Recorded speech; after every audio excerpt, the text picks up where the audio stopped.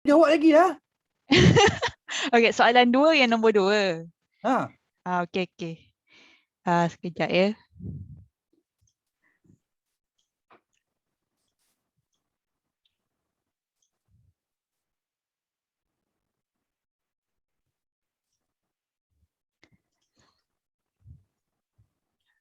Nampak ke? Besar sikit. Ni senior citizen dia kena besar sikit. Okey, bawah. Wah, besar sangat lah pula. Okey. Yang soalan nombor 2. Okey. Apakah kemudahan Yang boleh digunakan oleh Puan Wan.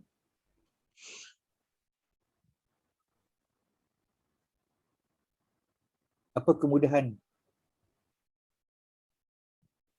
Tulis kat sini. Kan tempat ramai apa?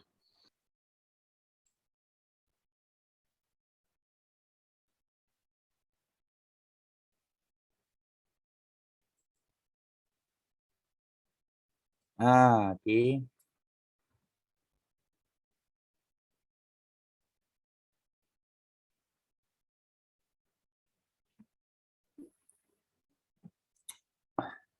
Okey, kat soalan ni, untuk soalan Puan Wan ni, kita cakap eh? Dia tak bercakap pun, tak bersuara. Saya cakap tadi, saya cakap seorang-seorang tuan. Minta Oh, ya maaf. ke? Okey. Soalan dia ni, jawapan dia ni, kalau markah dia 20 sebenarnya soalan tadi tu, soalan Puan Wan tu. 20 markah. Jadi kalau jawab macam ni, ini markah kawasan ini saja ada lebih kurang sekejap. 1, 2, 3, 4, 5, 6, 7. Ada lebih kurang 8 markah. Okey. Ada 8 markah. Okey, kena dalam okey, okey, boleh stop share. Saya share.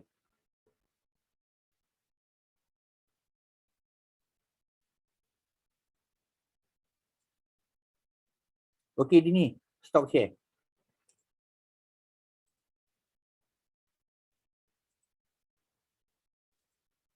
Okey.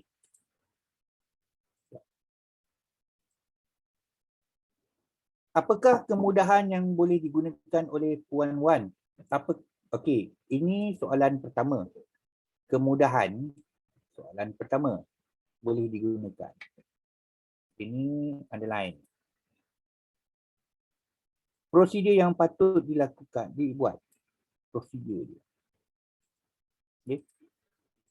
Pertama, kemudahan iaitu kemudahan perubatan. Iaitu Puan Wan yang telah disahkan mengidap penyakit TB boleh menggunakan kemudahan cuti sakit bergaji penuh selama 12 bulan tanpa mengira sebarang cuti sakit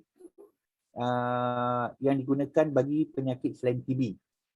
Ini dia kemudahan TB, kusta dan barah. Okey. Kemudahan perubatan boleh letak sini lah. Cuti TB, kusta dan barah. Okay. Ini dah menjawab kemudahan yang boleh digunakan. Kemudian prosedur permohonan. Dia sebut sana kita apakah prosedur yang patut dibuat adalah pertama, Puan Wan perlu mengemukakan sijil sakit kepada ketua jabatan untuk menggunakan cuti ini. Kemudahan ini tidak semestinya diambil sekaligus. Tempoh cuti adalah berdasarkan sijil sakit terhad kepada tempoh maksimum yang ditetapkan. Sekiranya Puan Wan telah pun menghabiskan sekeluruhan cuti TB, barah dan kusta namun masih memerlukan tempoh masa untuk rawatan, maka Puan Wan boleh menggunakan kebulan cuti berikut mengikut turutan. Cuti rehat tahunan yang berkelayakan dan cuti separuh gaji yang tidak melebihi 12 bulan. Apabila kesemua tempoh cuti yang diperuntukkan telah habis digunakan, tiada apa-apa cuti yang boleh diberikan, ketua jabatan perlu merujuk Puan Wan kepada lembaga perubatan. Okey. Cuti rehat tahunan, sekejap. Ada tambahan ni, sekejap ah. Cuti rehat tahunan. Sorry gelap.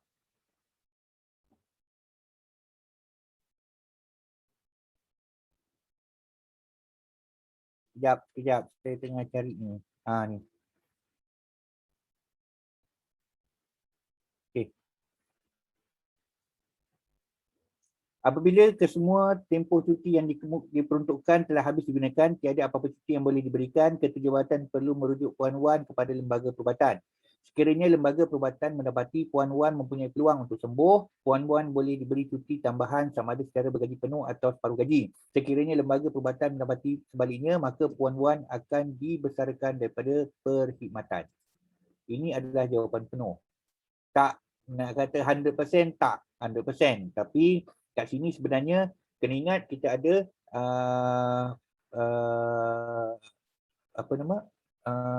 cuti sakit lanjutan. Ini dipanggil, dibagi kat bawah ni ada cuti sakit lanjutan, dilanjutkan lagi. Okey. Tapi bukannya kerana ini disebabkan berdasarkan kepada lembaga perubatan punya apa panggil recommendation. Recommendation dalam bahasa Melayu apa? Saranan. Saranan. Saranan daripada lembaga perubatan. Okey. Kalau jawab macam ini, bolehlah saya kasi jawapan markah penuh. Okey. Kerana apa? Ini adalah prosedur permohonan. Okey, prosedur permohonan. Kerana kat sini kalau kita tambah permohonan berdapati, lepas tu boleh tambah ini satu lagi. Ia boleh digunakan maksimum sebanyak 2 kali.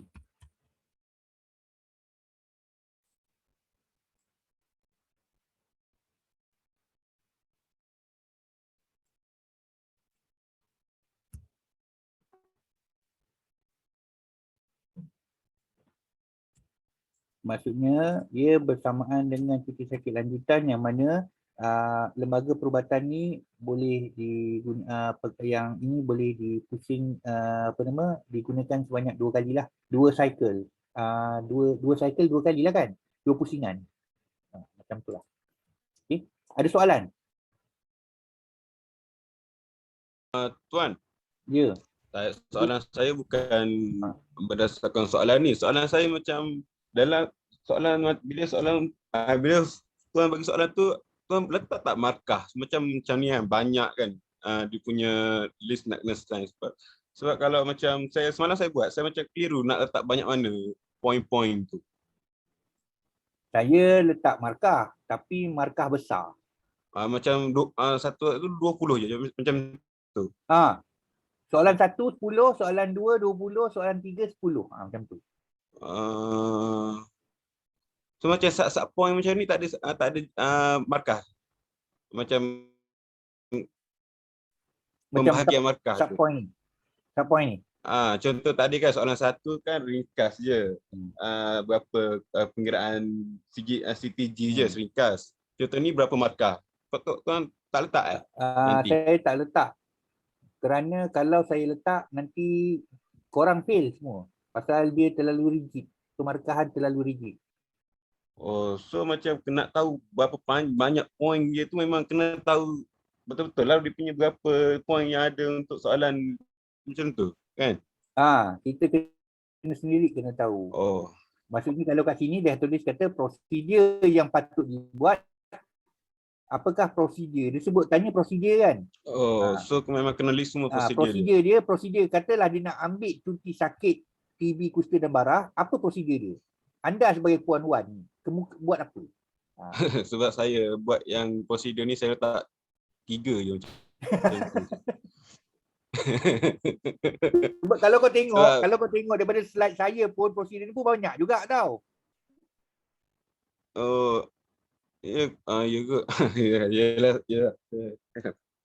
Cuti kalau dalam ni saya tulis kat sini dalam prosedur saya tulis saya tak letak prosedur, saya letak kadar dia. Mesti korang copy kadar dia. Jangan, kadar tak ada, dia prosedur.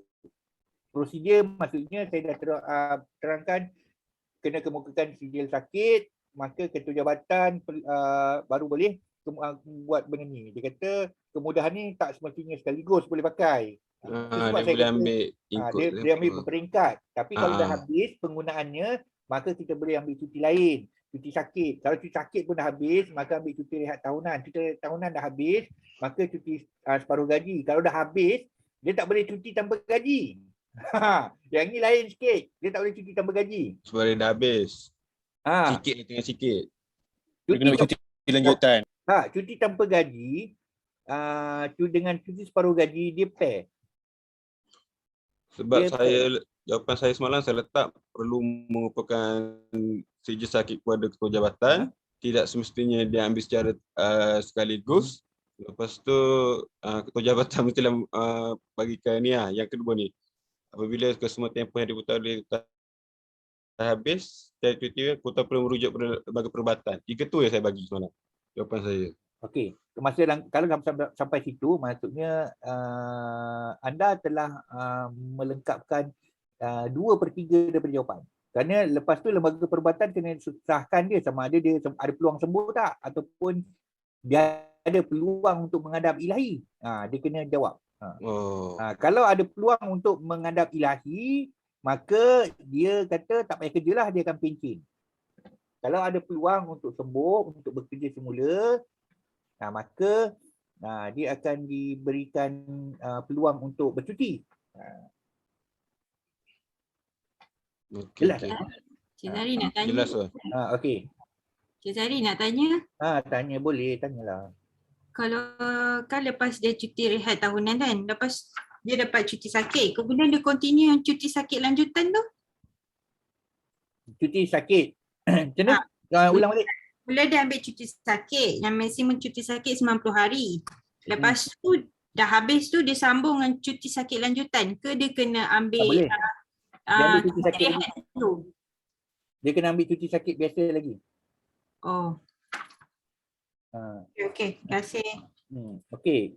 Kalau aku rasa korang pun mesti dah lupa kan apa yang aku terangkan dari tu masa bab cuti.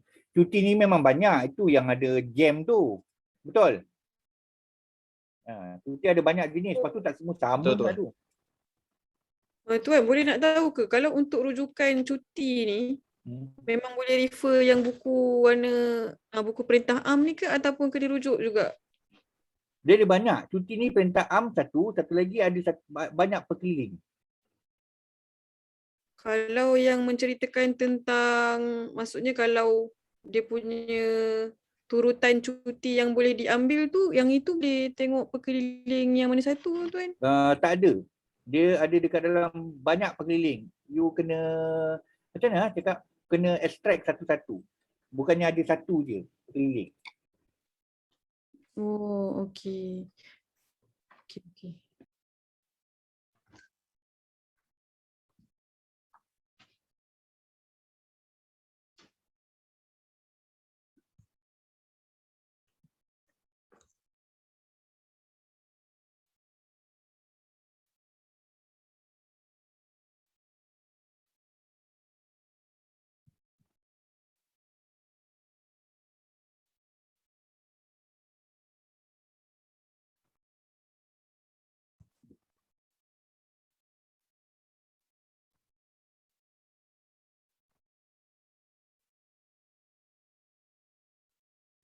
Saya dah kena tendang. Okey, saya dah masuk balik.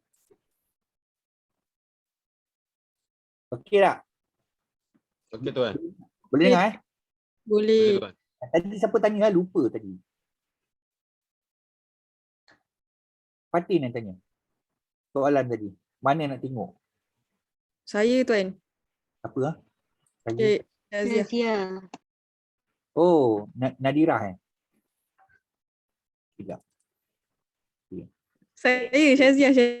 Nazia tuan. Okey. Sekejap. Apa yang saya tunjuk dekat sini, saya share dekat sini, saya tak share kat you all lah. Okey. Apa yang saya share ni adalah saya punya panduan cuti. Saya dah buat lah panduan cuti, cuti rehat kerana perkhidmatan, cuti rehat separuh gaji tanpa gaji dan cuti-cuti lain.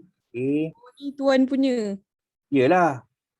Contoh cuti rehat. Tujuan diberikan untuk tujuan kecekapan. Syaratnya diluluskan pegawai berkuasa. Contoh ambil macam mana?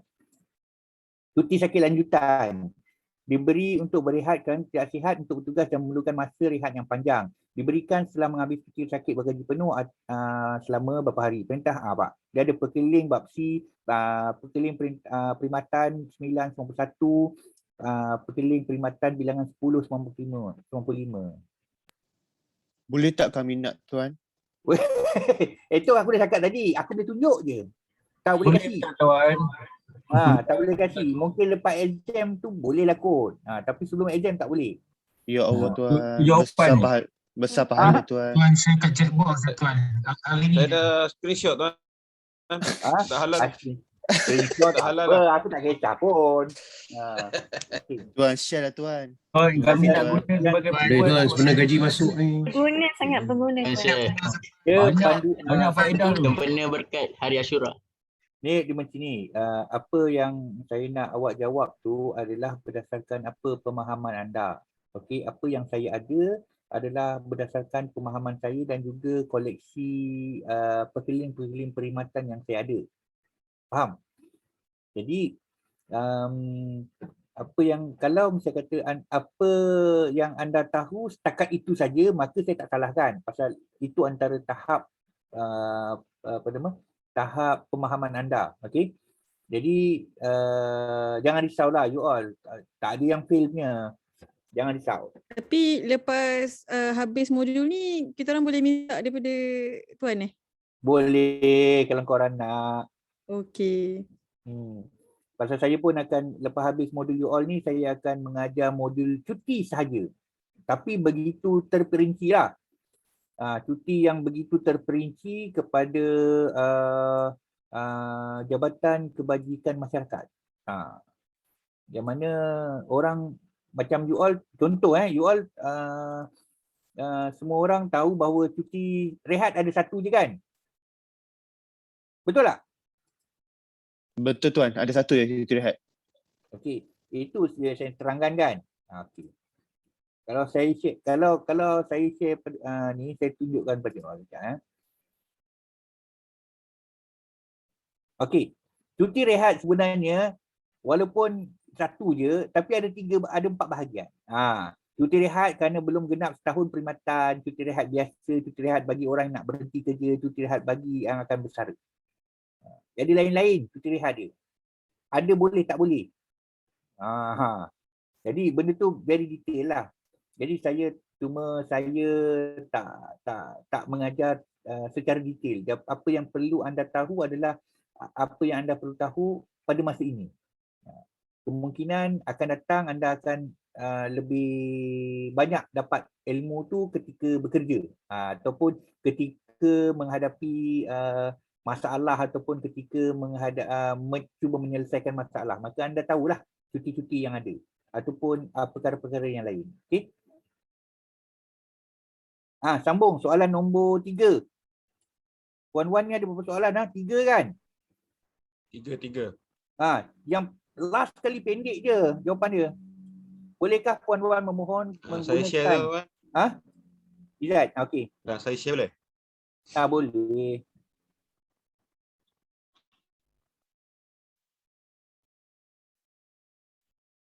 Pendek macam ni saya buat.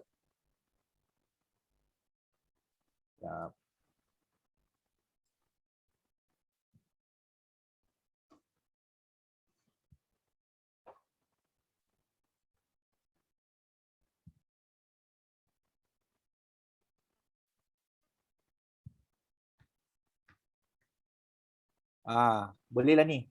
Betul ke surat perkeliling bilangan 9 2017? Saya Google. Ini saya jumpa dalam Google. Google cakap macam itulah. Okeylah kalau Google cakap macam tu, betul lah. Okey. Dia kata kat sini bilangan 2 2017 Kalau bilangan 2 dia kata kat sini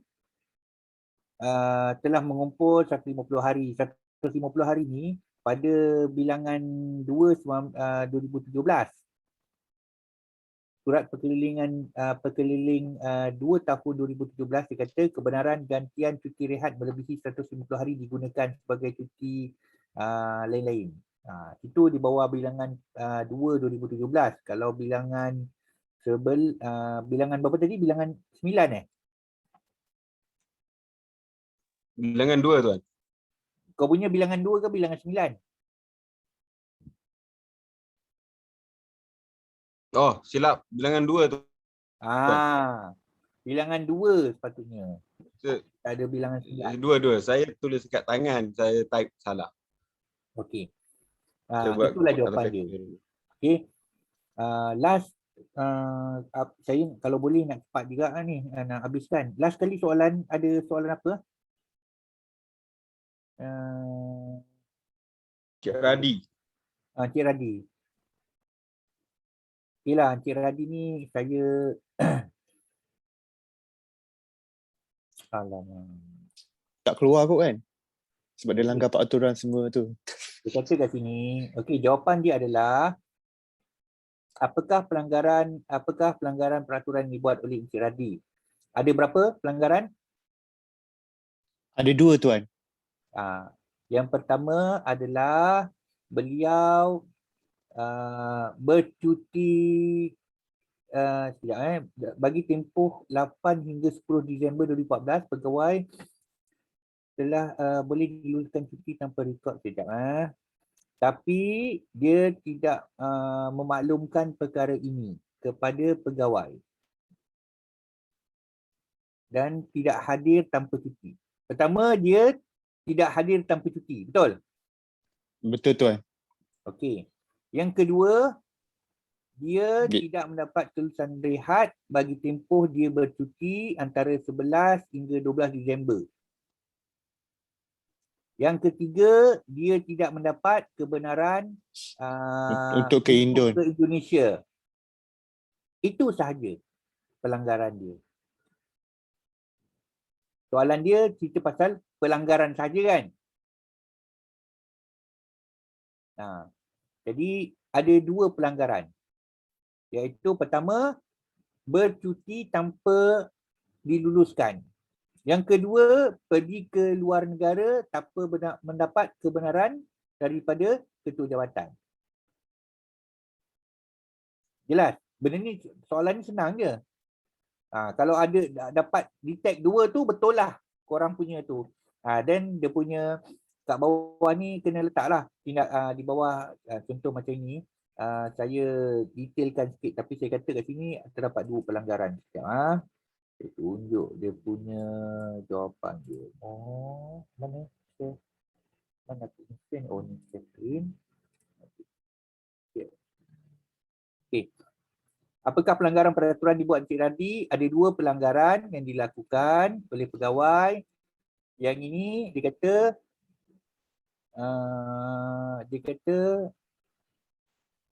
tidak hadir tanpa cuti. Yang kedua pun dia kata tidak hadir tanpa cuti. 2. Tapi satu benda lah, satu kesalahan. Tidak hadir tanpa cuti. Tapi 2 tarikh yang berbeza. Yang ketiga, tidak mendapat kebenaran untuk ke luar negara. Jelas Dan kemudian anda bolehlah letak di bawah perintah Babdi tata tertib iaitu kehadiran bla bla bla bla. Just terangkan je lah, itu je, tak ada apa. Okey. Pastikan anda perlu ada masukkan rujukan supaya paling kurang kalau nak kasih markah tu saya tengok jugalah. Kalau ada tu, kalau macam markah macam jawapan tu tak berapa tepat, aku kasihlah markah juga penuh ke. Tengoklah keadaan. Okey. Ada soalan? Tuan, tadi yang apa tu? Siapa nama dia tadi? Apa dia? Radi dia. Radi dia, mak dia meninggal kan. Lepas tu dia tak boleh terus, memang tak boleh terus pergi balik Maksudnya walaupun walaupun tak inform bos. Tak boleh pasal dekat luar negara. Dia kerana perlu ada prosedur nak pergi luar negara, kena isi borang, permohonan untuk keluar negara. Tapi kan dia tengok Encik Radin ni nak pergi London. Oh, dia cuti Mak dia meninggal kat sambung. Indon. Jadi untuk mengelakkan dia daripada kantoi nak pergi nak pergi London tu, dia tak isi lah, dia pergi ke Indon. Faham? Oh, okey. Jadi dia kalau tak nanti bos kata, kau nak pergi Indon pula? Ya ke? Dan orang jadi macam suspicious lah untuk kasih pelepasan pada dia. Okey? Biasa orang pergi Indon ni lain makna dia tau. Biasanya pergi Indon ni ada makna lain. Okey? Ada lain soalan? Kalau tak ada soalan, kita rehat 5 minit sebelum saya tunjukkan dia punya macam mana nak jawab besok exam. Boleh? Boleh tuan. Kita nak jawab macam mana besok keadaan Boleh, tuan. exam ni macam mana. Start pukul berapa exam? 9 Betul tuan, 9 sampai 11. 9, okey. 9 sampai 11:30. Aku kasih 2 jam setengah. Okey? Boleh? Boleh tuan. Boleh tuan. Mirwan, Kita boleh rehat Wan. sekejap. 5 Boleh. minit. 5 minit rehat. Boleh. Okey.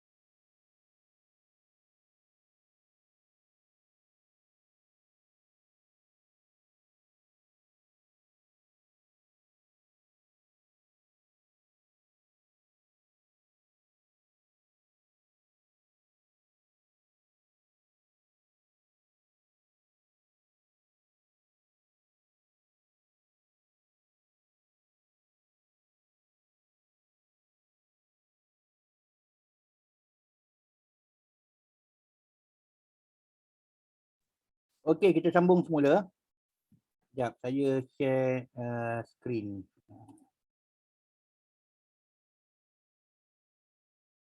Mudah ada kan? Macam mana nak jawab soalan ni? Nanti kan tak boleh nak jawab nanti. Ada tuan. Okey, bagus. Sekejap saya pergi dekat web page dia.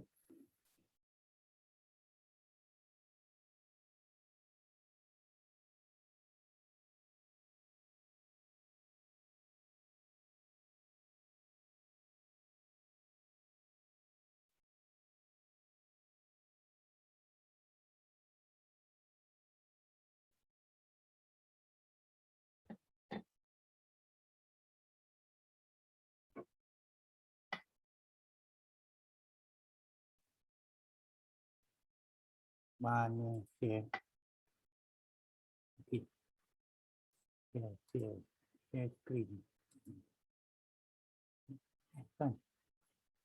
Tak boleh.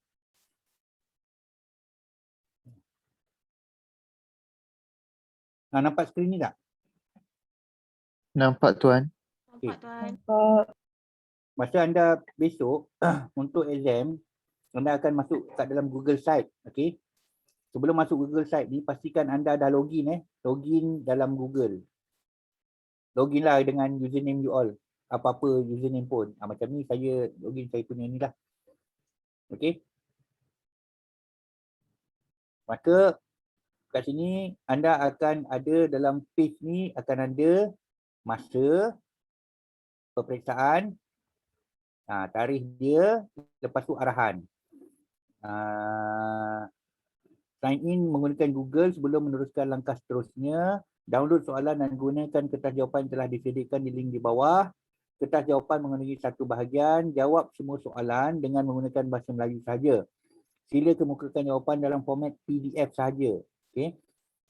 Jawapan hendaklah diupload melalui laman sawang ini. Klik pada hantar jawapan sebelum atau pada 11.30 kan tadi? So 11.30. Okey, kata laluan bagi kertas ini akan dimaklumkan pada jam 9. Okey. Kertas laluan, kata laluan pada kertas soalan, ni saya blankkan dulu kat sini. Okey. Anda akan bila anda klik pada kertas soalan muat turun, anda klik saja, dia secara automatik akan download. Okey. Nama dia adalah dia akan minta ni. Final set sidang A 45 final set A sidang 45 2001.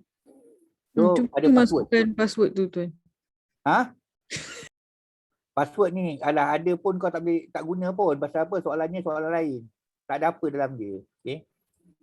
Maka tunggu password dia. Kertas jawapan anda download. Dia automatic download, dia akan automatic download, dia dalam document file, doc file. Okey. Maka anda akan jawab, sekejap saya share. Nanti dia akan keluar macam ni.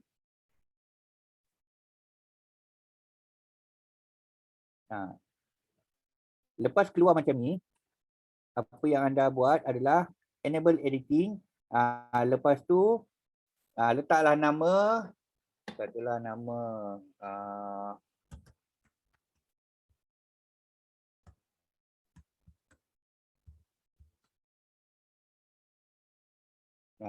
lepas tu metric card berapa nombor 000007. Sidang 6. Habis. Dah jawab soalan 1, soalan 2, soalan 3. Lepas tu file save as. Letaklah dekat PC. Kat desktop. Contoh ni. Kertas jawapan dalam bentuk PDF. Okey. Sip.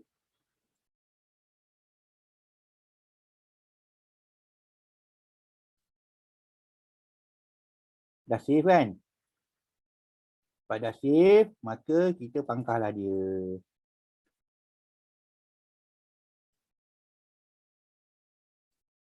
Okey. Kemudian dah save. Apa yang anda perlu buat, dah save, dah cukup anda pun dah tak tahu nak jawab apa lagi, maka anda kliklah hantar hantar jawapan. Hantar jawapan, bagi sidang 4, dia isikanlah form ni. Okey. Bila form ni kau letaklah nama Hartono bin Kamsini.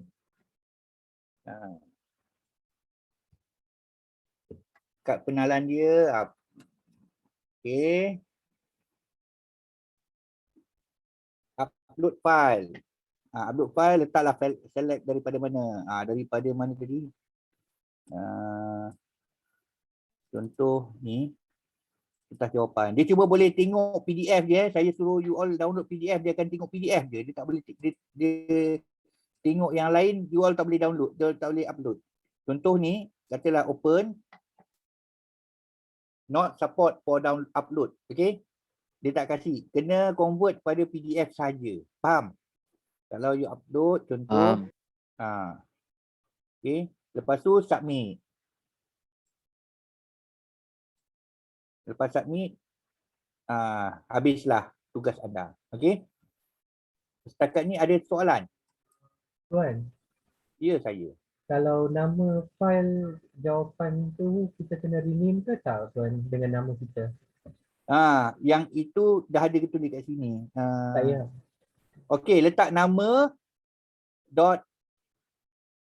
nama sahaja, nama anda titik file dia, file docx tu. Nama file adalah nama anda, nama penuh Boleh? Alright, noted Tuan.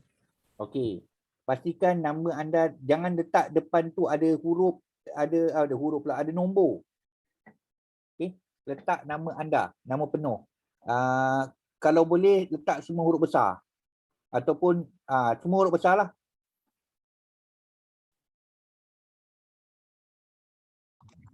Tuan, Ya. 11.30 habis menjawab, maksudnya 11.30 tu dah settle hantar dekat Google Form ke, ataupun 11.30 tu masih menjawab, selepas tu Tuan ada bagi macam Biasanya buffering time macam untuk inilah. hantar. Korang ada dalam 5 minit lagi nak habis, lagi 2 minit atau 1 minit, saya suruh you all upload lah. Dan saya kasih tempoh upload lebih kurang dalam 10 minit. Aku tahu dekat Bukit Kiara tu jam dia punya network dia. Okey. Terima kasih. Ada soalan? Ada. Boleh. Esok semasa peperiksaan kita perlu buka kamera tak? Saya risau crash sebenarnya. Tapi saya boleh cuba lah. Sekarang crash je kan? Dia main 2-3 kali keluar masuk. Saya tahu. Macam ni, kalau boleh kau tak payahlah buka kamera. Kalau dia akan menyebabkan crash, jangan buka kamera. Okay? Kalau boleh buka kamera, seboleh-bolehnya buka kamera lah. Kalau tak boleh, nak buat macam mana? Faham? Okey, faham. Jelas. Terima kasih Tuan. Tuan, nak tanya soalan satu Tuan. Kalau macam contoh sebab tengah hari kan, esok dah tengah hari waktu PAC, takut saya tak boleh nak upload sebab internet sini. Macam mana? Ada alternatif lain tak macam nak hantar jawapan tu? Nak hantar jawapan. Jawapan tu kena upload juga. Oh, kena upload juga. Nanti saya akan tengok daripada semasa ke semasa. Tengok. Nanti saya akan tanya. Bila dah cukup, pasal korang ada 160, ramai tau. Jadi saya akan ada, nanti saya minta kepada Puan Noh lah, suruh tengok juga berapa ramai yang dah upload. Pasal saya tak boleh nak kontrol semua sekali. 160 banyak tu. Hari tu 160 tu lepas check tu, lepas setengah jam baru boleh confirm. Semua orang dah hantar. Ada banyak masalah, lagi-lagi internet kan. Okay. Ada soalan lain?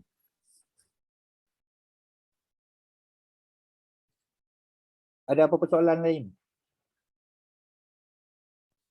Dah jelas kot saya rasa tuan. Okey. Dah jelas dah? Okey, bagus. Kalau dah jelas, maka inilah masa-masa yang tunggu-tunggu korang lah. Okey, saya nak kasih satu cerita dan saya kasihlah penyelesaian juga. Kau tanya jugalah soalan dekat korang nanti. Okey, tanya soalan lah dekat siapa macam Suresh ke, tanyalah pada Azril ke, Hafiz ke. Ada satu cerita tentang seorang penjawat awam. Penjawat awam ni seorang lelaki. Nama dia Marsono bin Kamsini. Dia ada isteri, juga penjawat awam. Dia ada 3 orang isteri yang juga penjawat awam. Salah seorang nama dia Fatimah. Okay. Fatimah bin Ismail. Okay. Maka satu hari Encik Marsono ni telah dinaikkan pangkat. Dia dah lama duduk dekat M54. Maka satu hari dia dah terpilih untuk masuk ke masuk ke pengurusan tertinggi, iaitu Jusasi. Maka apabila dia masuk daripada 54, dia nak naik ke Jusasi. Bila nak naik Jusasi ni, dia terfikir, bagus juga aku dapat Jusasi, dia akan dapat memangku. Bila memangku, dia terfikir, kalau memangku ni berapa banyak duit dia dapat. Kerana dia berfikir-fikir apabila dapat duit memangku, kalau banyak, maka bolehlah tambah satu lagi, cukupkan 4 kotak. Jadi dia pun tanyalah dengan Afifah. Puan Afifah, saya nak tanyalah, kalau saya naik 54 ke Jusasi, apa allowance yang saya boleh dapat? Allowance tetap. Maka Puan Afifah pun jawab. Apa di Puan Afifah? Saya kena rujuk kepada allowance pemangkuan lah. First allowance daripada naik 54 ke Jusasi tu dulu. Yang kedua saya kena refer pada allowance pemangkuan sekiranya dia boleh memangku ke jawatan yang sama grade dia. Lepas tu dia pun sakit hati. Dia kata, apa benda lah Afifah jawab ni? Lepas tu tanyalah dengan Hairil. Hairil, Afifah jawab macam tu. Tak puas hatilah. Lepas tu Hairil pun jawab. Kita ada 3 jenis allowance lah. Imbuhan tetap, allowance dengan bayar intensif. Jadi, kalau ikut M54 ke Jusasi, kita ada satu imbuhan tetap, iaitu imbuhan tetap jawatan utama grade khas, Jusa ke atas. Dan imbuhan tetap perumahan, imbuhan tetap kerajaan dan imbuhan tetap khidmat awam. Imbuhan tetap khidmat awam dah lama aku tak dapat. Sejak aku naik 48 lagi tak dapat. Dia cakap. Awam tak ada. Okey, kita sampai yang tu je. Sampai tetap kerajaan je. Kerajaan je. Lepas tu bila dapat memangku tu ada dapat, kalau aku nak naik Jusasi ni kena memangku kan? Kena memangku dapat.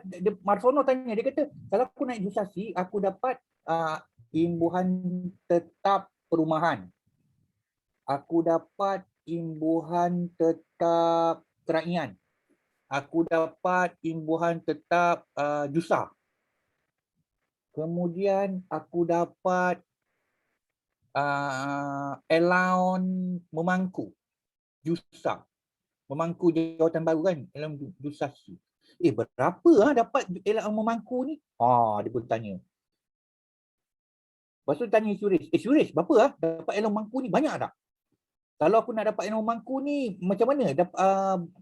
Macam mana ya kalau nak boleh dapat memangku ni, nak dapat allowance memangku ni? Maka Suresh pun jawab. Saya kena rujuk kepada arahan tak pastilah tuan, saya akan kembali kena check balik. Marsono pun stres. Marsono pun mencari dengan Syaziah.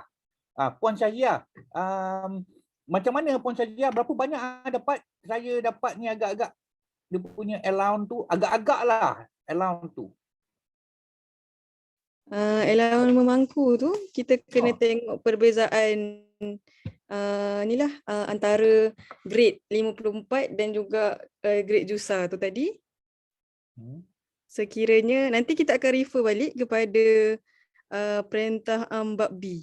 Nanti saya check balik, saya call balik Encik boleh? Lepas tu nanti habis boleh dapat allowance macam tu je. Ada tak syarat-syarat dia? Ada syarat dia. Encik kena ni lah jalankan pemangkuan tu, tak boleh ambil cuti. Nanti tak ingat. Lepas tu dia tak ingat. Lepas tu pula sebelah tu Encik Faris pula ada. Encik Faris, apa syarat dia?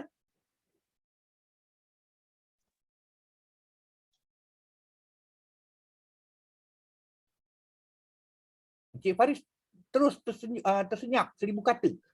Tak boleh menjawab. Encik Wildan sampai untuk menjawab. Boleh tak jawab? Okey. Apa dia macam mana?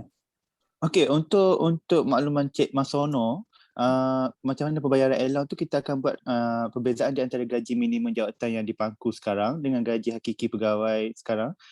Syaratnya tidak kurang daripada 1 kenaikan gaji tahunan grade hakiki pegawai. Jika perbezaan tersebut kurang daripada 1 pergerakan gaji biasa, maka allowance pemangkuan itu ialah 1 kenaikan gaji tahunan di grade jawatan yang dipangku itulah. Tak, saya tanya syarat tadi. Wildan. Syarat dia. Macam mana syarat memangku tu? Saya nak cuba jawab boleh? Denny. Denny duduk sebelah Wildan Wildan tadi. Okey, jawablah Denny. Macam mana? Dia 28 hari kena bekerja turut-turut, termasuklah cuti mingguan dan kelepasan am. Kalau saya sakit, katalah anak sakit ke, saya nak MC ke, sakit perut ke, boleh ke? Kalau anak sakit, tak ada masalah kan dengan Encik Marsono kan? Bukan Encik Marsono yang sakit. Kalau Encik Marsono yang sakit, dia kena apply lah cuti sakit. Berapa lama boleh? Encik Izzat pun datang tolong Encik Denny.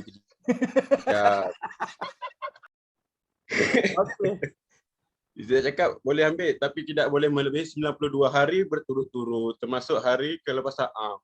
Weh, lama je 90 hari. 92 hari. Lamanya. Bukannya 5 hari je ke? Saya masa 48 nak naik 52 tu dulu dia kata dia cakap encik kalau nak dapat pemangkuan encik tak boleh cuti 28 hari. Kalau sakit ataupun cuti kecemasan maksimum 5 hari je. Dia kata. Encik tak boleh pergi keluar negara lebih lama 2 minggu tak boleh. Macam-macam tu lah dia kata. Betul ke Izzat? Kalau saya belajar kat DPA dulu melalui allowance pemangku ni gitulah. Encik tidak akan layak untuk menerima allowance pemangku jika meninggalkan tugas kerana berkursus atau tugas rasmi atas arahan kerajaan serta cuti sakit melebihi 92 hari berturut-turut termasuk kelepasan am. Kalau macam tu saya sukalah macam gini. Cukup banyak ni. Allowance tu saya dah kira ni lebih kurang JUSA daripada 54 naik ke JUSA. Sini ada beza dengan allowance keraian. Banyak ni. Dekat 2000 juga. Boleh tambah 1 lagi. Baguslah. Terima kasih Encik Izzat. Saya dapat boleh tambah 1 lagi lah. Jadikan 4. Tahniahlah, selamat berkhidmatlah untuk negara. Jadi JUSA tu. Kemudian mungkin saya boleh tolong Cik Izzat tambahkan detail lagi boleh? Boleh. Silakan Cik Wildan. Okey, terima kasih. Untuk allowance kalau tidak boleh maksudnya kalau Cik Marsono meninggalkan tugas melebihi 28 hari berturut-turut macam Cik Denny tu terangkan tadi dan meninggalkan tugas kerana berkursus atau tugas rasmi atas arahan kerajaan serta cuti sakit termasuk melebihi 92 berturut-turut. Itu tidak boleh juga. So allowance pemangkuan ni boleh didapati dengan tidak kurang 28 hari berturut-turut termasuk cuti cuti mingguan dan kelepasan am. Jika ambil cuti kecemasan dan sakit walaupun jumlahnya tidak melebihi 5 hari bekerja. So, okey, kaedah-kaedah rujukan untuk berkaitan dengan pemangkuan, Encik Marsono boleh rujuk kepada rujukan surat GPA BKS 134/2/8 jilid 2/7. Jadi dan untuk kaedah pengiraan elang pemangkuan, Encik Marsono boleh tengok lebih detail. Untuk tempoh minimum pemangkuan sebelum kenaikan pangkat boleh rujuk ke surat GPA BK 134/4. Banyak tu. Dan untuk penamatan pemangkuan kepada pegawai yang dikenakan tindakan tata tertib pun ada. Kalau Encik Marsono isap gam apa kan. Kan boleh rujuk surat GPA BK 134/2/8 jilid 2 tu. Okey. Jadi maka Encik Marsono pun kata terima kasih Encik Wildan. Oleh kerana Encik Wildan cakap macam tu, kerana saya jurusasi, anda adalah 41, pergi cari dokumen tu kasih pada saya nanti ya. Maka Encik Marsono pun bergeraklah keluar daripada bilik. Kemudian Marsono pun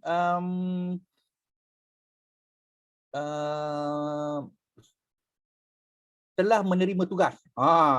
Tugas barunya adalah sebagai pengarah di bahagian sumber manusia.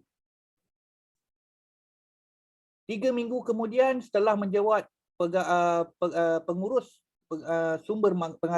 pengarah sumber manusia, Encik Marsono telah dikejutkan dengan satu kes besar, iaitu seorang penjawat awam menjual ketum di dalam ofis dan telah ditangkap oleh polis. Lepas tu Encik Marsono pun berjumpalah dengan Puan Husna. Puan Husna, patutlah selama ni saya tengok semua orang pening-pening je, semua orang hayal je. Rupanya ada orang jual ketum dekat ofis ya. Sekarang ni Encik Fitri, bukan nama sebenar. Dia dah kena tangkap polis.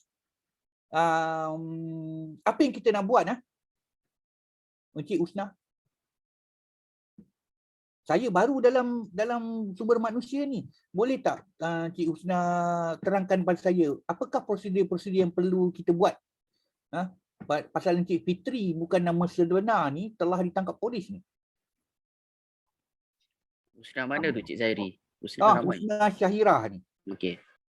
Mungkin kita boleh, Assalamualaikum. Salam. Mungkin kita boleh kenakan tindakan tata tertib kepada Encik Fikri tu, Tuan. Memang saya tahu sebab saya tanya apa prosedur dia untuk dia ni Apa yang kita nak buat dengan dia ni? Memang tata tertib tapi macam mana? Cik Dini nak tolong boleh? Boleh. Okay, pertama kita keluarkan surat tunjuk sebab lah. Lepas tu kita minta jawab Cik Fikri untuk jawab surat tunjuk sebab tu. Macam mana nak jawab tunjuk sebab? Dah Fitri tu dah dalam lokap. Kena tangkap polis. Mungkin kita kena rujuk dekat prosedur tata tertib dulu ke? Kita kena tengok berdasarkan laporan pelanggaran tata tertib tu, kita kaji dulu laporan dia. Dan kita tengok maklumat dia lengkap ke, tak lengkap ke. Dan seterusnya kita lihatlah. Encik Marsono pun dia stres. Aku baru je masuk 3 minggu kat dalam division ni. Kenapalah seorang pun tak boleh nak jawab soalan yang hang dia kata. Wildan menjawab lagi sekali. Wildan menjawab lagi sekali. Ijat dulu. Wildan dulu lah. Kau jawab Wildan. Okey, kalau Encik Marsono bertanyakan tentang, sebab saya grade rendah, saya akan bentangkan prosedur tata tertib itulah sendiri. Okey, kita akan terima laporan pelanggaran tata tertib daripada siapa majikan tadi, nama apa? Fikri bukan nama sebenar kan. So kita akan kaji laporan dia. Okey, bila kita dah dapat laporan, kalau contoh-contoh tidak lengkap, kita mohon dan dapatkan maklumat tambahan. Dan bila lengkap, urusi akan menyediakan kertas bagi menentukan sama ada jenis pelanggaran tata tertib. Okey, kejap. Fitri ni kita punya staff dekat dalam kita punya kementerian ni. Maaf Tuan, saya mencelah boleh kan? Boleh. Dia kena tangkap kan? Ya, kena tangkap. Dah kena tangkap. Okey, saya rasa sebagai pegawai DPSM kita dapatkan kertas pertuduhan, maklumat-maklumat kesalahan daripada pendaftar mahkamah tak silap saya. Dan then kita laporkan kepada unit integriti ataupun lembaga tata tertib. Betul tuan? Puan, Ha. kalau ni sebab dia dah ditangkap kan? Boleh ke kalau kita gunakan tata cara prosiding jenayah? Okey. Itu sebab saya tanya pasal saya pun baru masuk 3 minggu je kat dalam division. Kalau saya cadangkan kita gunakan tata cara prosiding jenayah tu. Sebab kalau kita tengok nanti sebab pegawai kita dah ditangkap. Jadi sekiranya pegawai tu dituduhkan di mahkamah, jadi kita kena laporkanlah kepada ketua jabatan.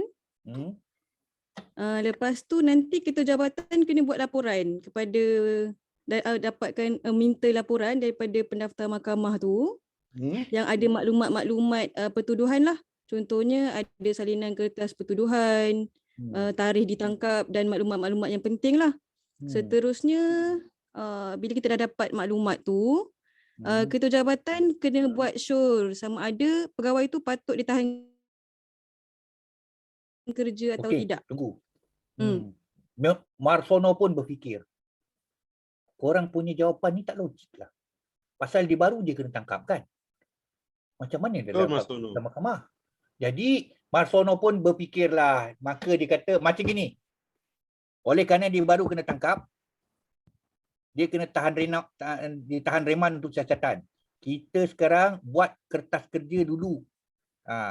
Sekiranya beliau dibebaskan, maka kita akan dibebaskan, tak ada masalah kerana mungkin dia ni belum lagi dituduh ataupun beliau ni belum lagi bersalah. Mangsa keadaan. Ataupun mangsa keadaan, kita tunggu dulu. Kita stay dulu. Okey. Kalau misalnya kata dia dah kena tangkap, lepas tu kena tuduh, baru kita ambil tindakan. Tapi kita kena sedia untuk tindakan tata tertib kerana dia memalukan kerajaan, memalukan perkhidmatan, mencemarkan imej perkhidmatan. Sekiranya adalah kalau kita nak letak. Tapi rasa tak perlu kot, kita tunggu kes mahkamah dia ni. Okey. Maka Encik Marsono pun tunggu, maka Fitri tak keluar-keluar daripada penjara. Daripada tahanan reman 7 hari, kemudian terus dibawa daripada lokap pergi ke Mahkamah Tinggi. Dan pihak mahkamah kata telah membuat pertuduhan terhadap Encik Fitri bukan nama sebenar. Anda telah ditangkap kerana mengedar ketum di ofis sekian-sekian pada hari sekian-sekian. Dan anda juga telah ditangkap bersama sejumlah 5 tan air ketum di ofis. Maka dengan itu mahkamah mengarahkan bahawa Encik Fitri bukan nama sebenar ditahan di dalam lokap, di dalam penjara sehingga sehingga kes beliau selesai. Maka Encik Marsono pun dapatlah daripada Saziah dia punya laporan bahawa Encik Fitri bukan nama sebenar telah ditahan di dalam penjara. Okey, tahan di dalam penjara. Maka Encik Marsono pun pening. Dia pening sekali lagi. Dia kata, walaupun saya tak minum air ketum, saya pening. Pasal nak pakai yang mana satu? Sama ada dia ditahan ataupun dia kerana dia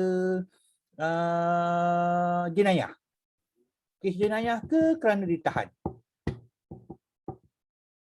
dalam tahanan? Dah kes jenayah tu kan, dia dah disabitkan kesalahan. Kalau sekarang kena pakai perintah tahanan sebab dia dah dia belum lagi dihukum tapi dia telah ditahan. Dia kata, apa nak buat ni? Marsono pun jam.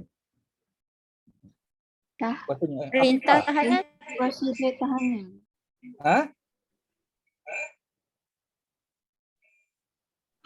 Dia Encik Marsono haruslah meminta laporan daripada pendaftar mahkamah ataupun penolong kanan pendaftar mahkamah. Laporan yang mempunyai maklumat seperti kertas pertuduhan atau pertuduhan terhadap pegawai. Betul tuan? Memanglah. Saya menyambung Encik Marsono Wani memang Z. dah dapat dah. Tu sebab dia tanya. Dah dapat dah? Apa dia nak buat? Apa dia nak buat? Saya menyambung Encik Wani Z cakap tadi.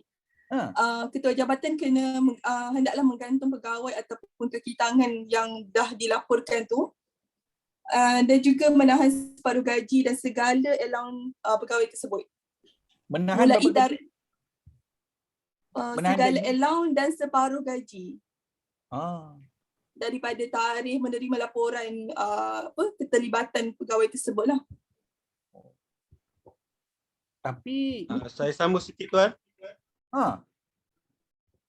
Encik Marsono ni dia boleh menghantar dokumen-dokumen tersebut kepada lembaga tata tertib untuk bersidang dan membuat keputusan sama ada apa yang dia nak buat dekat pegawai Kak Fitri itulah.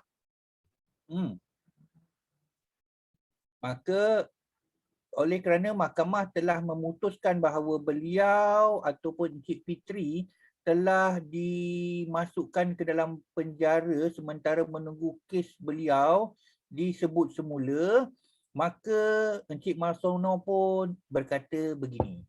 Dia kata, oh maksudnya sekarang ni dia telah ditangkap. Kemudian itu adalah kes jenayah. Maka kita cuba proceed dalam kes jenayah. Oleh kerana mahkamah kata suruh dia masukkan dalam penjara, maka secara automatik kita gantung kerja dia dan gantung kerja pula. Kita gantung kerja dia, kemudian tahan semua emolumen dia. Okey. Kita pergi bagi tahu pada lembaga tata tertib, bagi syur untuk tahan dan gantung beliau. Okey. Maka tunggu. Selepas habis mahkamah bersidang semula dan menjatuhkan hukuman, sekiranya hukuman tu kata dia tak bersalah, maka kita akan pulangkan semula balik. Kalau misal kata mahkamah kata dia bersalah, maka kita tunggu rayuan. Kalau dia merayu, mahkamah lepaskan, kita kenakan tindakan tata tertib hukuman lain lah. Maka itulah cara dia, Marsono cakap. Maka ya. Maksud tu yang pulangkan tu maksudnya pulangkan balik syur tu ke macam mana? Dia adalah sebenarnya Kalau tak dalam bersalah. kes Fitri tu kan, oleh kerana dia memang ada kes jenayah. Tetapi kena ingat kes jenayah ni dia ada satu masa yang mana mahkamah boleh menjatuhkan keputusan sementara, iaitu keputusan menahan pegawai ataupun menahan pesalah di penjara. Walaupun itu bukan keputusan keputusan sabit kesalahan, tetapi dia boleh menjerumuskan pegawai ke arah tata tertib kerana tahanan, kerana ditahan. Faham? Sehingga mahkamah menjatuhkan keputusan rasmi melalui perbicaraan. Selama mana pegawai ditahan di dalam penjara, maka secara automatik emolumen dan juga apa sahaja bayaran kepada pegawai akan dihentikan sepenuhnya kerana dia digantung kerja. Sekiranya pegawai ditahan kerja, maka boleh diberikan separuh gaji. Ayuni, faham? Macam mana nak bezakan digantung dengan ditahan tuan? Tuan, just nak get the clarification. Adakah sepanjang tempoh dia digantung ataupun dia ditahan, tempoh itulah juga dia akan dia punya emolumen semua ditarik? Okey. Apa tadi Fatin tanya, Nurul Fatin tanya, dia kata apa beza gantung dengan tahan? Bukankah dia cakap hari tu? Apabila dia ditahan kerja, dia ditahan daripada pergi kerja. Itu saja. Maksudnya dia boleh pergi ke IOI Mall, boleh pergi ke Alamanda.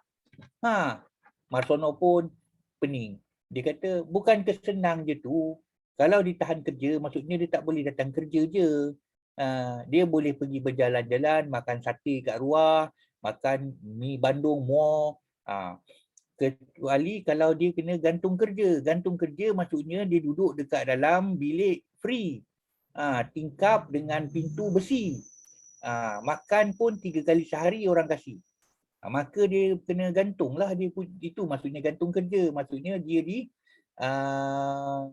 emolumen dia tidak dibayar. Nurul Fatin. Ya saya tuan, saya faham. Dah Cuma faham, maksud yang ditahan kerja tadi tu dalam masa yang sama dia pun masih dalam tuduhan membuat jenayah lah, betul tak?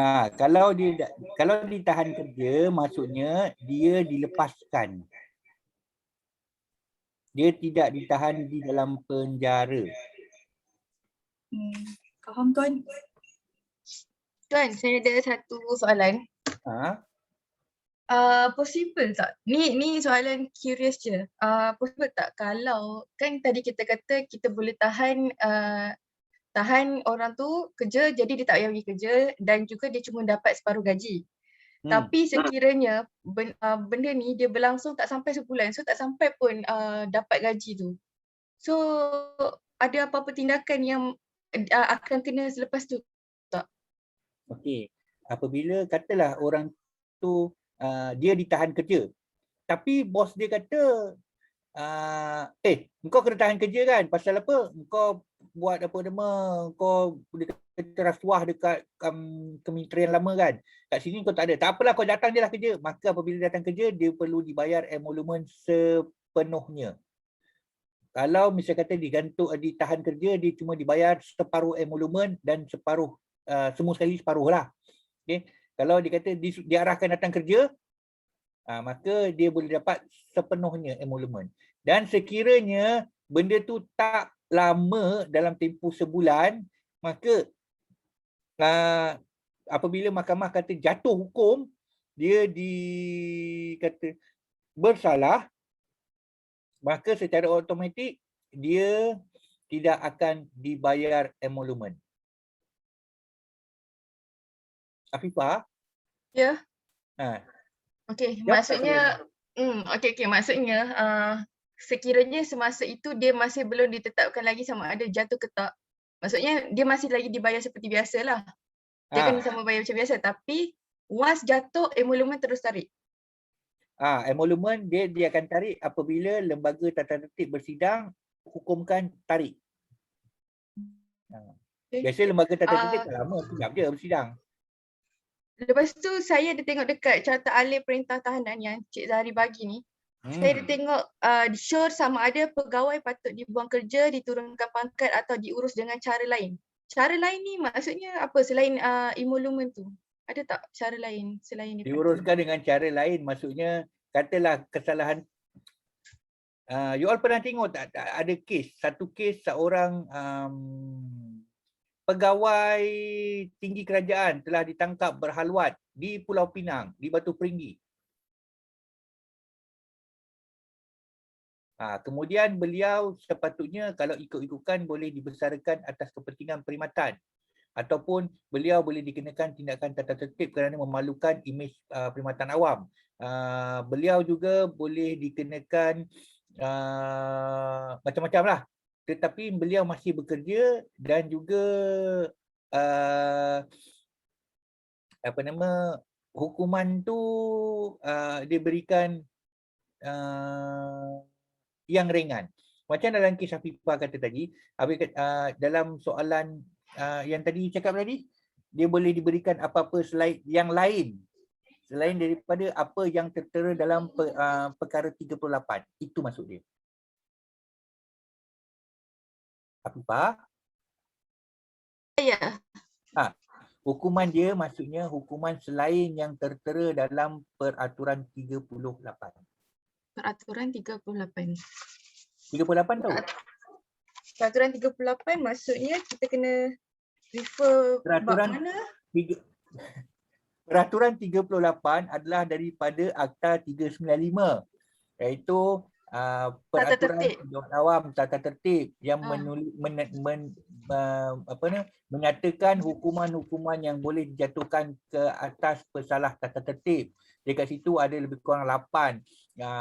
Buang kerja, turun pangkat, tahan. Selain daripada itu dia boleh jatuhkan.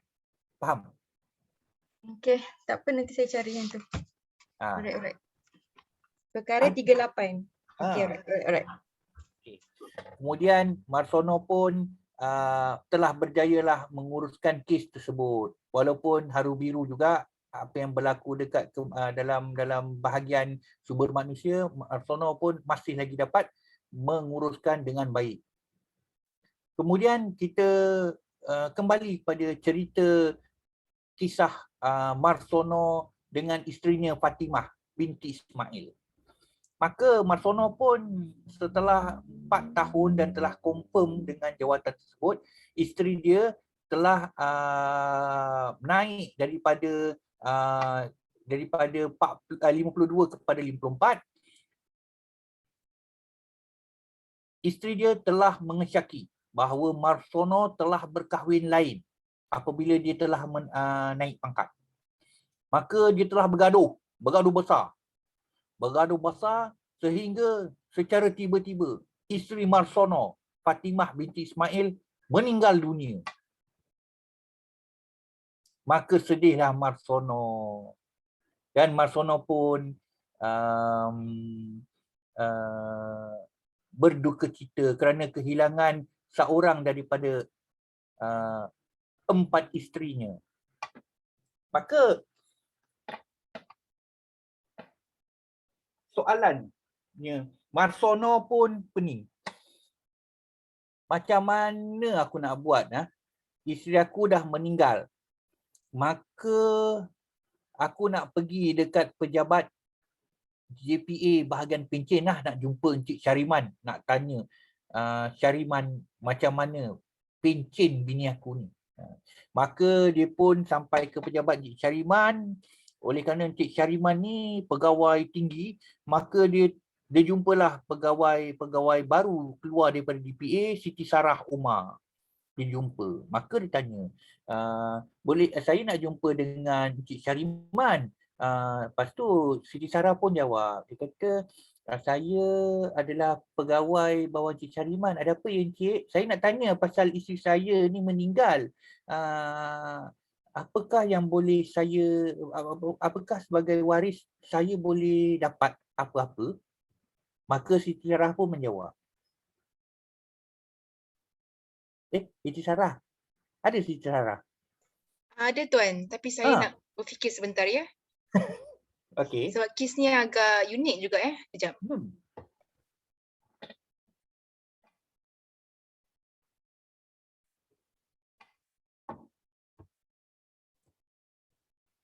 Jadi berdasarkan kes siapa yang nama Tuan tadi? Encik Marsono. Okey, baik. Encik Marsono, jadi kalau ikutkan pengetahuan saya ni, Encik boleh claim berkenaan dengan bantuan pengurusan jenazah dan juga apa lagi satu tu pencen terbitan dan juga yang lain-lain lah. Tapi ni antara perkara utama yang Encik boleh orang kata apa, tuntut lah. Okey. Apa saya boleh dapat?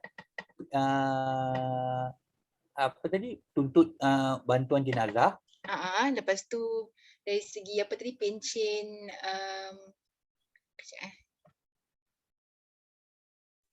pencen terbitan. Ya Encik. Pencen terbitan ni siapa yang dapat? Kalau anak saya dengan dia ada 5 orang anak ni. Anak-anak kecil lagi ni, bawah 21 tahun.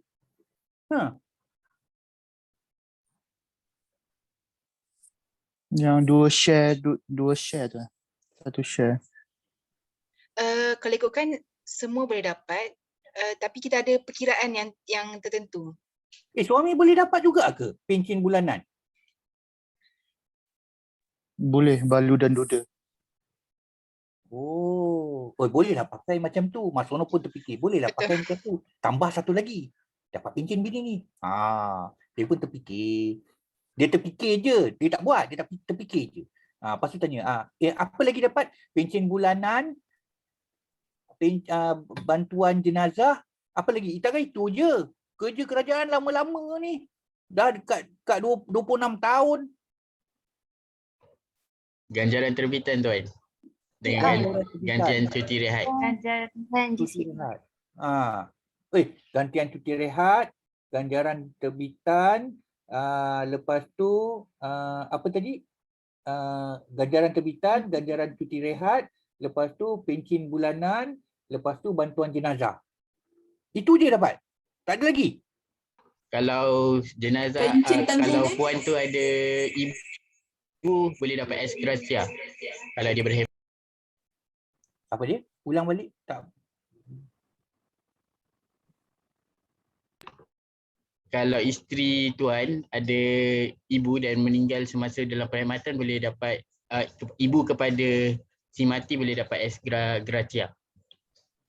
Gracia. Bukan ex gracia lebih daripada 300 bulan je ke? Kurang daripada 300 bulan je boleh dapat ex gracia. Kau biar betul. Betul. Dia bergantung pada tempoh perkhidmatan tuan. Kalau bawah pada dia dah kerja lama, dah 25, dah kat 30, dah 26 tahun dah. Alhamdulillah, kalau dia lebih kerja lebih lama, maksudnya dia dapat lebih banyak lah duitnya. Bila betul kau ni? Mengikut Seksyen 4 kurungan 1 Akta 227 tuan, atau Akta 239, kalau dia kerja lebih dari 10 tahun, dia akan mendapat ex gratia bersamaan RM100,000. Okey. Itu ex gratia. Tapi tuan bukan ex gratia untuk yang siapa yang tak ada balu atau anak ke? Kalau tak ada balu atau anak. Itu sebab saya tanya soalan tu. Saya dah confused lah. Ex gratia ni betul ke dapat? Tu soalan. Maka lepas tu Encik Marsono pun jumpa Syariman. Syariman, apa ni? Aku ada masalah lah ni. Bini aku meninggal lah. Bini aku nombor 1 ni. Okey, tak apa. Aku selesaikan. Okey. Lepas tu pun Encik Syariman pun selesaikan. Dia kata, Marsono, kau boleh dapat ni, kau dapat pencen bulanan, kau boleh dapat bantuan mengurus jenazah 3,000, kau boleh dapat ganjaran terbitan isteri, lepas tu kau dapat GCR isteri. Anak-anak nanti anak-anak nanti kau bagi jadi pembagian kau dapat 2, anak-anak dapat 1. 2 campur 5 tambah 7. So kau dapatlah 2/7, anak kau dapat 1/7. Macam tu. Dia kata, bagus juga. Okeylah, terima kasihlah Syariwan. Okey. Nanti aku hantar dokumen semua. Okay. Maka selepas tu bergembiralah Encik Marsono kembali semula ke rumah. Dalam perjalanan balik ke rumah, dia pula aksiden meninggal. Tinggallah 2 orang isteri dan anak-anak yang ditinggalkan. Nak dipendekkan cerita, jam pun dah 12.50.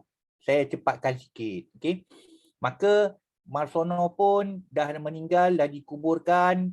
Maka isteri dia pun datanglah menuntut. Isteri dia ada keseluruhan ada 10 orang anak, ada 2 bekas isteri, 2 isteri balu datang menuntut kat JPA. Maka JPA pun kata, dia tak apa, nanti dapatlah gantian cuti rehat, dapat dapat gantian cuti rehat, dapat GCR, dapat ganjaran terbitan, dapat pencen bulanan, dapat bantuan mengurus jenazah. Okey. Maka isteri pun dia happy lah. Maka baliklah isteri dia telah mendapat tahu dan mengambil semua wang. Setelah 7 bulan, datang isteri yang ketiga kerana Marsono tak balik-balik rumah. Dia dah berkahwin 4. Tapi dia tak pernah tahu, isteri-isteri dia tak pernah tahu dia dah kahwin sampai 4. Maka isteri ketiga dia datang. Isteri ketiga datang pergi JPA cakap, saya isteri kepada Marsono. Maka JPA pun check. Dia kata, ni ada dia punya dokumen ni. Borang pun ada. Ni anak saya ada seorang ni. Dia kata, seorang ni umur dia baru 4 tahun. Maka dia tunjukkan, JPA kata, kenapa datang lambat? Kenapa? Semua bekas isteri Marsono dah ambil dah semua ganjaran. Habis saya dapat apa? Nordini pun jawab. Dia dapat apa Dini? Maaf Wan kerana anda datang lambat, tak dapat apa-apa. Tak dapat apa, satu pun tak dapat. Dia dapat. Dari kena kira balik. Dia kira balik dapat 1, dapat 2. 2 share tu. Dengan anak dia 1. Untuk bawah umur. Habis yang ganjaran-ganjaran tu GCR apa semua tu tak dapat ke? Tak dapat sebab dia tak dapat apa yang dia mengikut peraturan pencen 90 peraturan 16/2 tu, bila dia buat tuntutan baru macam baru-baru tahu, tarikh pembahagian semula pencen terbitan akan dibuat balik. Lah dan dikira balik oleh JPA. Habis yang lama yang dah terlepas tu macam mana? Tidak dapat. Maaf sebab awak lambat bagi tahu. Tak ada. The train has left the station lah. Betul. Alamak. Mengikut peraturan pencen 1980 perkara 16. Kalau lepas 6 bulan dia tak boleh ganjaran tapi boleh buat permohonan untuk dapatkan pencen terbitan. JPA akan buat pengiraan semula lah. Macam tadi saya cakap. Kesian Marsono. Kesian isteri Marsono yang keempat. Dapat cuma pencen bulanan. Maka berakhirlah cerita Marsono dan juga saya harap anda semua bolehlah jawab exam itu. Okey? Ada persoalan? Ada soalan-soalan? Encik Zahari, kalau saya boleh minta double clarification. Kira macam isteri keempat Encik Marsono, dia cuma dapat pencen bulanan, kira macam dia kira balik pencen bulanan, dia cuma akan dapat pencen bulanan saja ke atau dia still dapat total yang GCR campur? Ada pencen bulanan je. So dia tak dapat yang GCR sekali tu lah ya tuan? Tak, pasal di bawah Akta Pencen 1980 menyatakan apa sahaja pembahagian pencen yang telah dibuat sebelum ini dikategorikan sebagai sah. Itu saja. Okay. Baik tuan. Ada apa-apa soalan? Dah nak habis masa, dah lama dah habis masa dah ni. Tapi tak apalah. Tuan. Ya. Kiranya anak Marsono dengan isteri yang pertama meninggal tadi tu kiranya dia dapat duit daripada isteri je tu dengan Encik Marsono tu lah kan? Dapat ya, 2 bahagian. Okey. Dapat Terima kasih, dua Tuan. pencen. Ada soalan? Begitulah kisah. Apa dia? Siapa ni? Terima kasih Tuan pasal Marsono tu mati juga akhirnya. Kau jangan. Kau kena ingat kullun nafsin dha'iqatul maut. Semua yang hidup pasti betul Tuan. Pasti akan meninggal dunia kan. Lepas tu kau akan ditanya, betul tak? Adaptasi kisah benar ke Tuan? Ni kisah dia adaptasi kisah benar ke apa ni? Tak ada. Ini adaptasi kisah hayalan aku. Okey faham. Lepas dia ketum ke? Jangan buat cerpen lah, cerpen. Jadi itu sajalah ceritanya.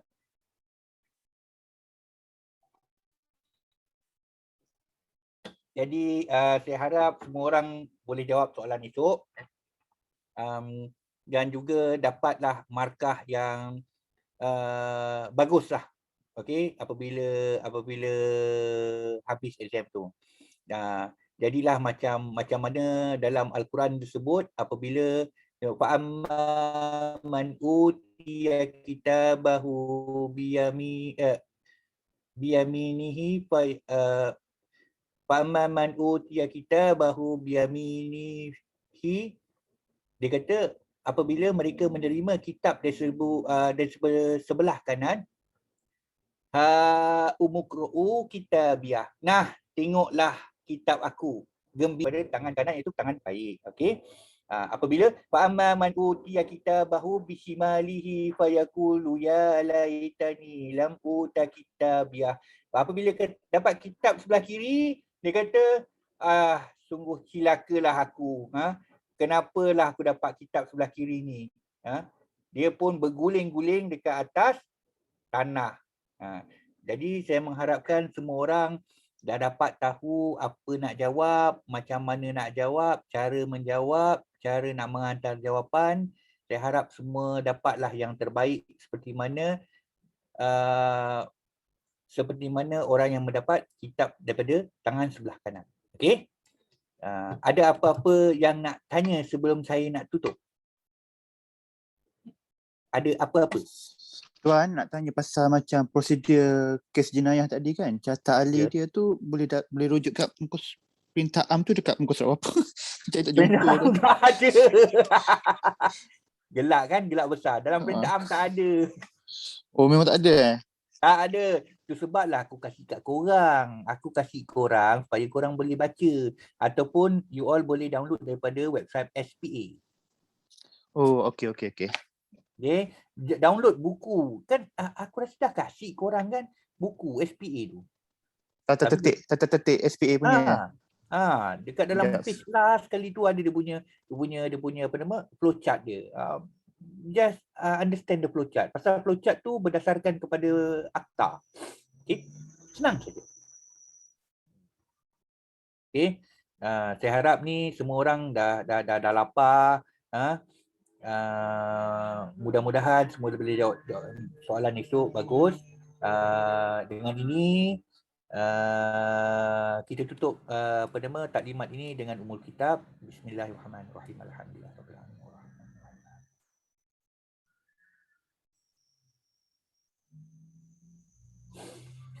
Wabillahi taufik wal hidayah. Wassalamualaikum warahmatullahi wabarakatuh.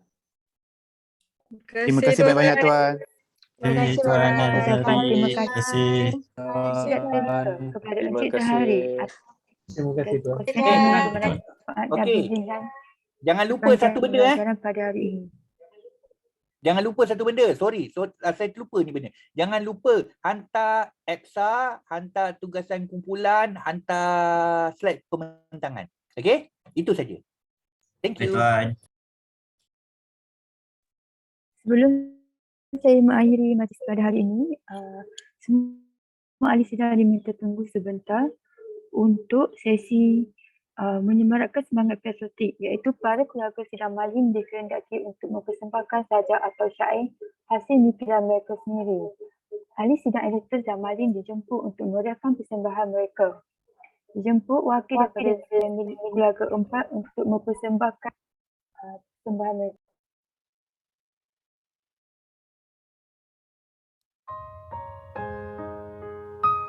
Assalamualaikum, boleh dengar ke?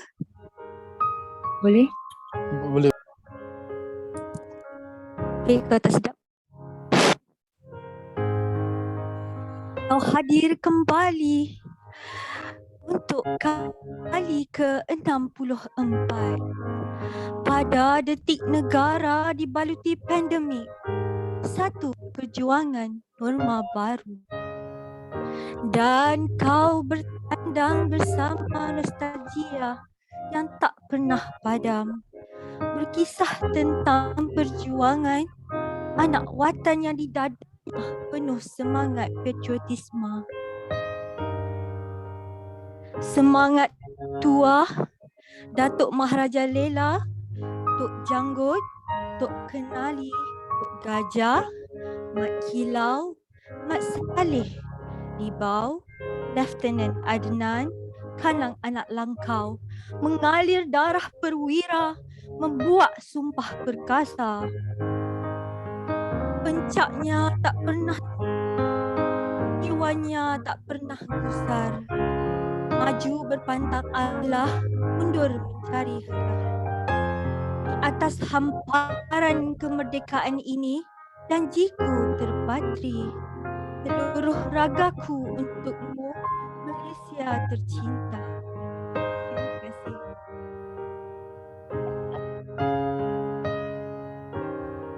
Seterusnya, Majlis mempersilakan wakil keluarga 9 untuk menyampaikan hasil nuklian mereka. Silakan.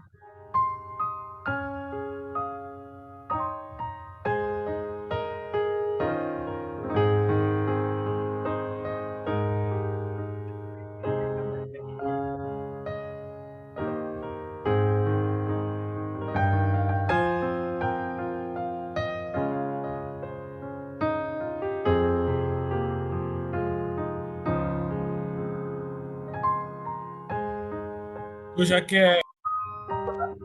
Hello. Wakil keluarga Hello, 9 boleh persilakan. dengar? Okey.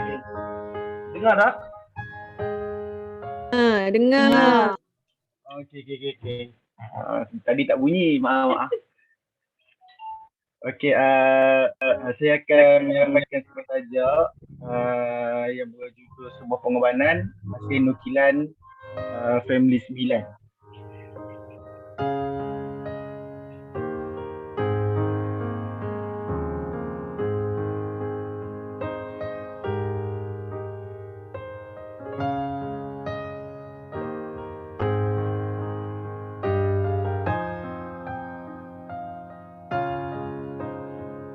Mana Syakir? Syakir hilang ke? Maaf, terkeluar. Line teruk sikit. Main-mainlah Syakir ni. Main-main keluar. Line terkeluar. Okey, Amar ganti, Amar Syamim ganti. Ada orang nak ganti apa ni? Amar. Boleh mula tak? Mula. Syakir. Pengorbanan. Jauh saudaraku merenung ke jendela, melihat sejauh mana lagi semua ini akan berakhir. Yang di sana bertelingkah puasa, yang di sini perlu terus berpuasa. Semangatmu tidak pernah lemah, walau sepenat mana terpaksa rendah. Dalam pertarungan menentang wabak, terus marah, gagah dan ikhlas. Perwira. Beban yang dipikul itu tidak mampu untuk kami galas. Penat lelahmu yang akan kami kenal. Pengorbananmu yang akan kami sanjung. Terima kasih perwiraku. Sekian daripada saya. Steady Syakir. Maka berakhirlah persembahan syair dan sajak daripada keluarga yang di 5. Tahniah semua atas penyertaan dan anda semua dibenarkan berehat. Selamat berehat semua. Selamat berehat Sarah.